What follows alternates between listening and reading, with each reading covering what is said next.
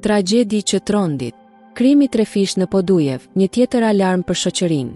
Një ngjarje e rëndë ka tronditur mbrëmjen e së dielës fshati Majac në Podujev, ku një konflikt i thellë personal ka përfunduar në mënyrë më tragjike të mundshme. Sipas raportimeve, një 31 vjeçare e identifikuar si Ardita Gashi, dyshohet se ka qelluar me armë zjarri partnerin e saj, 45 vjeçarin Ilias Brahimi nga Obiliqi, duke i marrë jetën në vend. Çifti raportohet se kishte pasur prej kohësh probleme në marrëdhënie, të cilat së fundmi ishin përkeqësuar dhe po shkonin drejt ndarjes.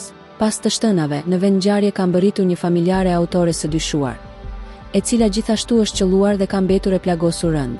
Fatkeqësisht, ajo nuk ka mundur të mbijetojë plagëve dhe ka ndëruar jetë në spital. Sipas dëshmive, ngjarja ka ndodhur në mënyrë të papritur dhe me intensitet të lartë dhune. Pas incidentit fillestar, Ardita Gashi dyshohet se është afruar tek pjesëtarë të tjerë të familjes, duke i ftuar të dilnin jashtë banesës me arsyetimin se dëshironte të bisedonte. Pasi qelloi një person, ajo ju afrua nuses së Xhaxhait, e cila ndodhej së bashku me nusen e djalit dhe 3 fëmijët. U kërkoi të dilnin jashtë për të biseduar. Menjëherë pas daljes, u dëgjuan të shtëna me armë zjarri. Ne u larguam me shpejtësi, ndërsa ajo u mbyll në dhomën e fëmijëve. Kur një familjar tentoi të hynte, ajo drejtoi armën nga vetja dhe e paralajmëroi të largohej, duke i thënë se do ta vriste, ka rrëfyer burimi.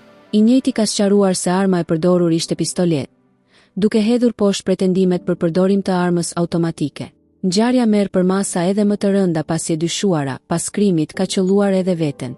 Ajo u dërgua në gjendje të rëndë në spital, por nuk arriti të mbijetojë. Kjo tragjedi e trefish nuk është thjesht një ngjarje e izoluar, por një sinjal alarmi për një fenomen që duket se po shtohet gjithnjë më shumë. Konfliktet personale që përfundojnë në dhunë ekstreme.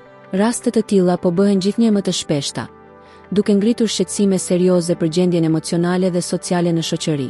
Mosmenaxhimi i konflikteve, presioni psikologjik dhe mungesa e zgjidhjeve paqësore po çojnë në pasoja tragjike.